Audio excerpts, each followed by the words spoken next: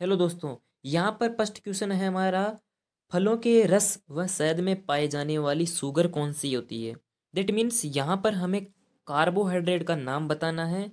ठीक है। जिसके कारण जो फल है वह शहद है वो मीठे होते हैं। ठीक है। तो उसमें कौन सी कार्बोहाइड्रेट पाई जाती है जिसके कारण फल और जो शहद है वह मीठे होते हैं। ठीक है। तो उसका नाम है फ्रक्टोज। फ्रक्टोज क्या है? एक कार्बोहाइड्रेट है। ठीक है। क्या है? एक कार्बोहाइड्रेट। और दूसरी बात हमें एक ध्यान रखना है कि जो फ्रक्टोज है, फ्रक्टोज क्या है? एक मोनोसेकेराइड है। ठीक है। क्योंकि इसमें एक यूनिट होती है। ठीक है। मोनोसेकेराइड। अगला क्वेश्चन देखते हैं यहाँ पर। अगला क्वेश्चन ये पूछा गया है, वो गुणसूत्रों से रिलेटेड है। पूछा गया है कि गुणसूत्रों पर जीन की उपस्थिति का क्रम।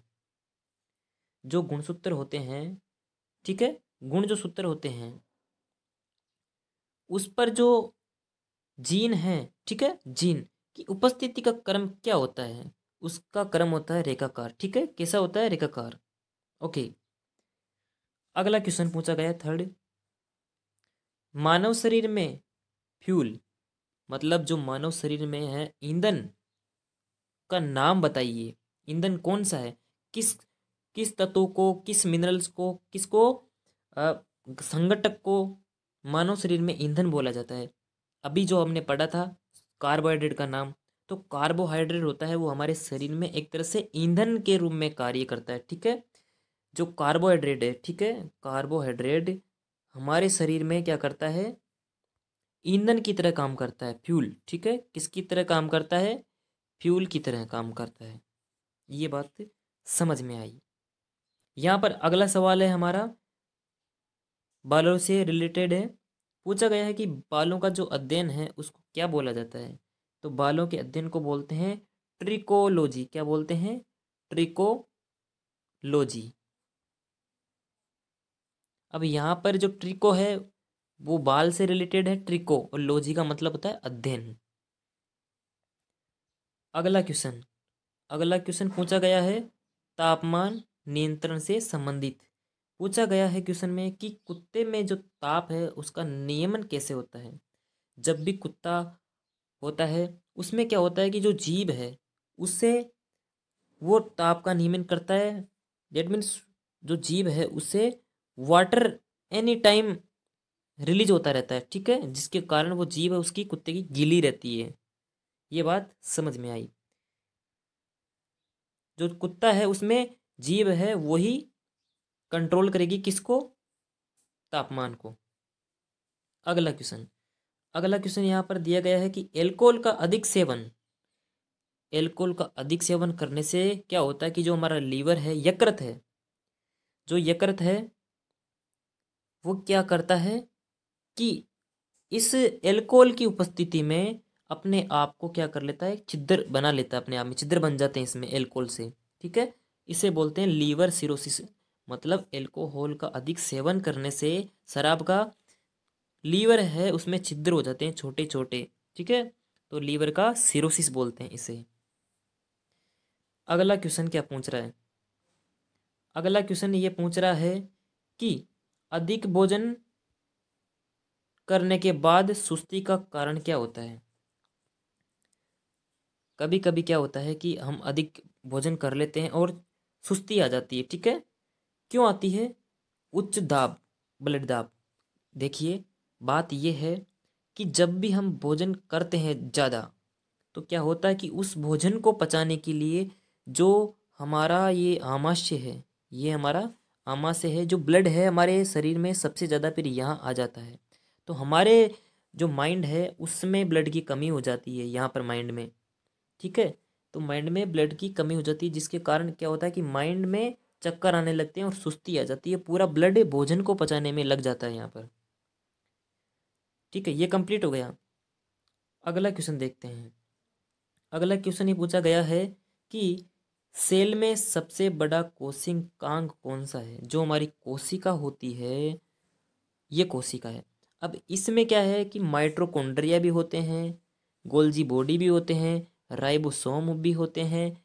ठीक है। छोटी छोटी इसमें यूनिट होती है। इस जो सेल में ये संरचना पाई जाती है इसको बोलते हैं कोशिकांग।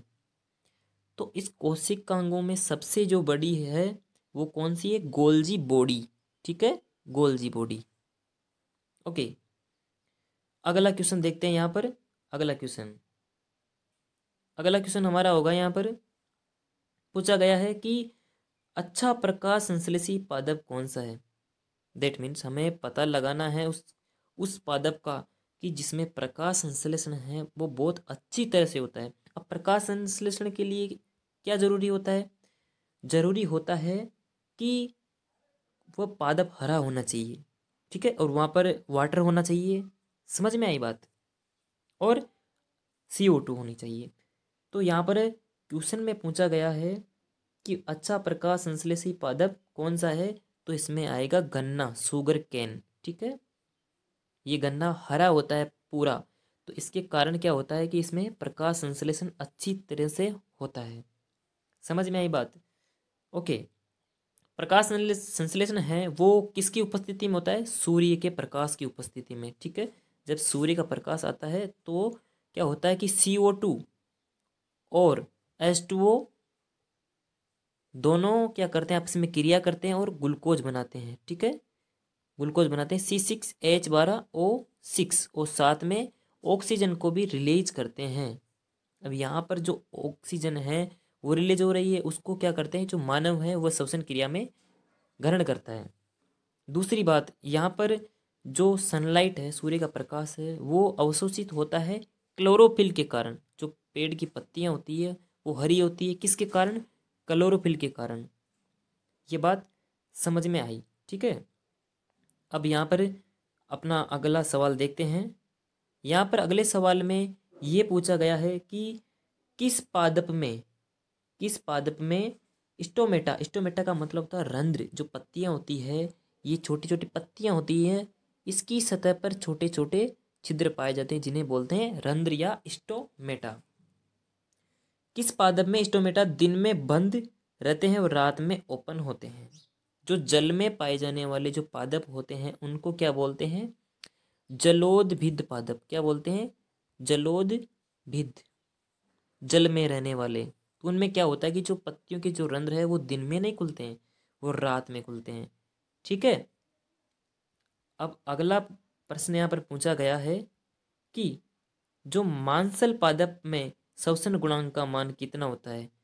यहाँ पर मांसल पादप कौन से होते हैं? मतलब जो जैसे गवार फाटा है, कौन सा है? गवार फाटा। उस पे क्या होता है कि जो श्वसन गुणांक होता है वो कितना होता है? 0 होता है। कितना होता है? श्वसन गुणांक 0। और ये जो मांसल पादप है वो कहाँ पर पाए जाते हैं? ज़्यादातर पाए जाते हैं रेगिस्तानी इलाकों में, ठीक है। ये बात समझ में आई? ओके, अब अगला सवाल देखते हैं। यहाँ पर अगला सवाल है यहाँ पर कि पादप वर्दी मापन उपकरण, जो पादप की वर्दी है, ठीक है, उसको मापने के लिए किस उपकरण का उपयोग किया जाता है कि पादप की वर्दी कितनी हुई है? तो उसका नाम है क्रेस्पोग्राफ। क्या है? क्रेस्कोग्राफ। ओके, यहाँ पर अब अगला सवाल देखते हैं। यहाँ पर अगला सवाल दिया गया है यहाँ पर, किस पादप के पर्ण को नया पादप बनता है? मतलब हमारे पास एक पादप है, उसकी जो पत्तियां हैं उससे क्या नया पादप बनता है, तो उस पादप का नाम बताना है। जो पत्थर चिट्टा है, पादप है पत्थर चिट्ठा या चट्टा, ठीक है। जो पत्थर चट्टा पादप होता है, ब्रायोफिल्म भी से बोलते हैं। तो ये ब्रायोफिल्म पादप है, इसकी पत्तियां हैं वो क्या करती है? अपने आप में ग्रोथ करके पत्तियां ही नया पादप बना लेती है। दूसरी बात यहाँ पर है, अगला क्वेश्चन दिया गया है शताब्दी पादप। मतलब शताब्दी का मतलब 100, 100। तो 100 वर्ष का ये पादप जीता है कौन? अगेव। अगेव जो पादप होता है वो 100 वर्ष तक। और अधिक व मंद प्रकाश संश्लेषण क्रमशः, मतलब इस क्वेश्चन में ये पूछा गया है कि प्रकाश संश्लेषण की जो क्रिया है वो सबसे ज़्यादा व सबसे कम किस किस रंग में होती है? जब प्रकाश का रंग लाल होगा, जब प्रकाश का रंग लाल होगा तब प्रकाश संश्लेषण की जो क्रिया है वो अधिक होगी, और हरे प्रकाश में जो प्रकाश संश्लेषण होता है पादप में वो बहुत ही कम दर से होता है।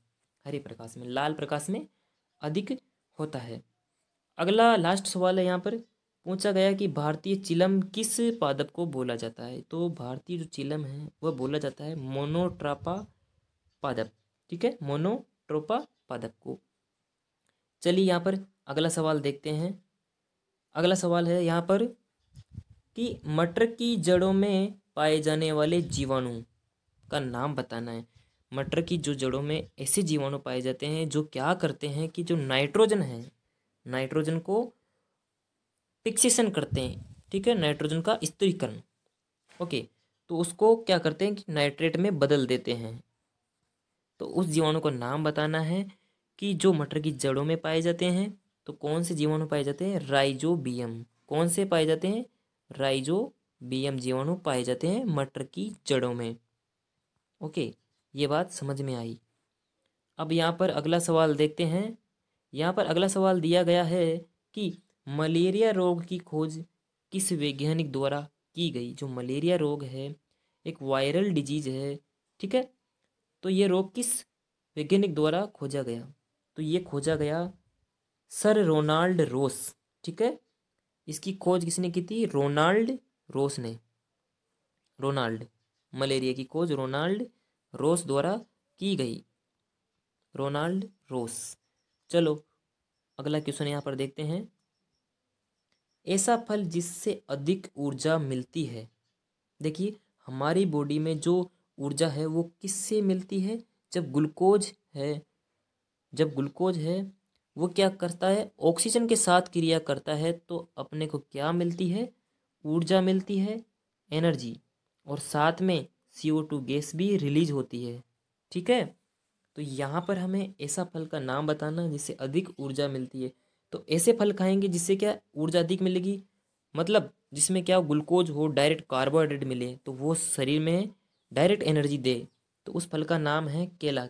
तो इसीलिए जो आर्मी की जो तैयारी करते हैं, पुलिस की तैयारी करते हैं फिजिकल के लिए, तो वो केले ज़्यादा यूज करते हैं दूध के साथ में, क्योंकि एनर्जी वो फटाफट देते हैं। चलो अगला क्वेश्चन यहाँ पर देखते हैं, मानव नेत्र से रिलेटेड है। मानव नेत्र में लेंस कौन सा होता है? तो मानव नेत्र में जो लेंस है वो कौन सा है? उभय उत्तलीय, ठीक है, कौन सा है? उभय उत्तलीय। यहाँ पर उभय उत्तलीय क्वेश्चन है।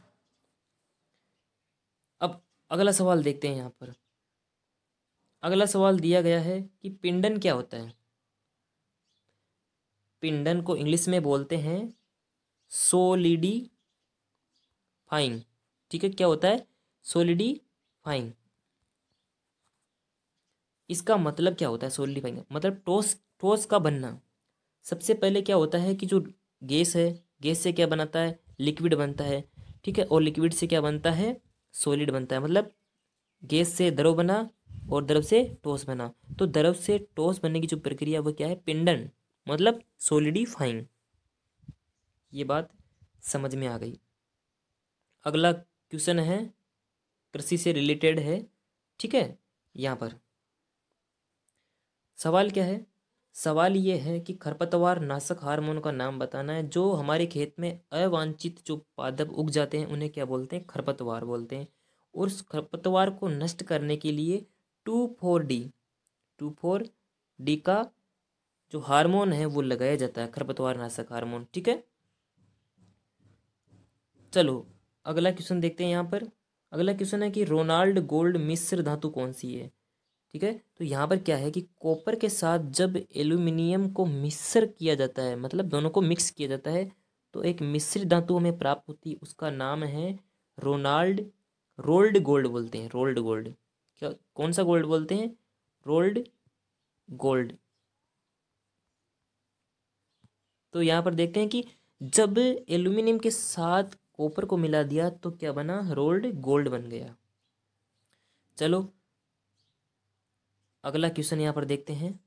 अगला क्वेश्चन दिया गया यहाँ पर है कि हवाई जहाज की जो बॉडी है उसमें बनाने में मिश्र धातु कौन सी यूज ली जाती है। अब हवाई जहाज की जो बॉडी है वो एकदम से हल्की फुल्की होनी चाहिए ताकि एरोप्लेन को उड़ाने में आसानी रहे। हाँ हाँ हाँ बता।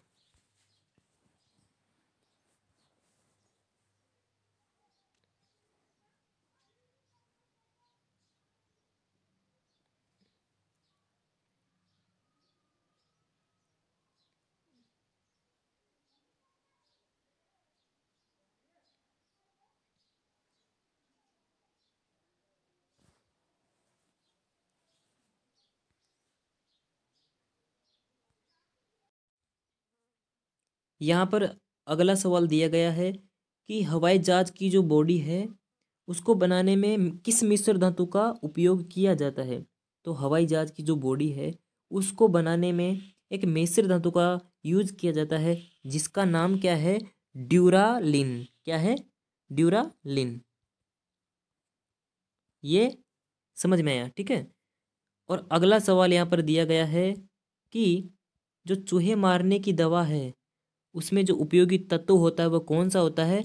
मतलब ऐसे तत्वों का नाम बताना है जो किस में यूज होता है चूहे मारने की दवा बनाने के लिए।